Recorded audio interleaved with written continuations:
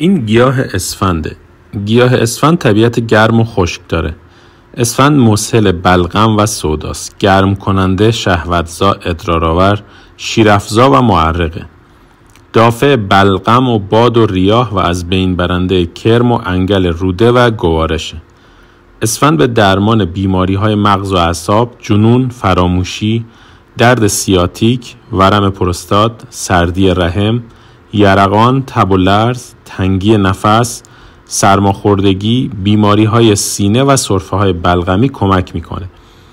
مصرف اسفند برای افراد بلغم و سودایی مناسبه. خوردن اسفند با تخم کتان و عسل تنگی نفس رو بهبود می‌بخشه. خوردن معجون پودر اسفند بوداده و عسل به ترک مواد مخدر کمک می‌کنه. دود اسفند ضد حساسیت و ضد عفونی کننده است و سینه و ریه رو نرم می‌کنه. همچنین تنگی نفس و سرماخوردگی رو بهبود می‌بخشه.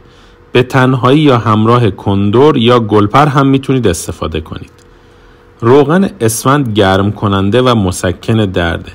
گرفتگی و سستی اعضا رو برطرف میکنه و درد سیاتیک و کمردرد و درد مفاصل رو از بین میبره. میزان مصرف خوراکی اسفند 2 تا 4 گرم، یعنی به اندازه 1 قاشق مرباخوری در روزه. خانم‌های باردار نباید اسفند رو مصرف کنن و در گرم مزاجان هم مصرف اسفند مضر و باعث ایجاد سردرد میشه. مصلحات اسفند ترشیجات، سکنجبین و کتیراست.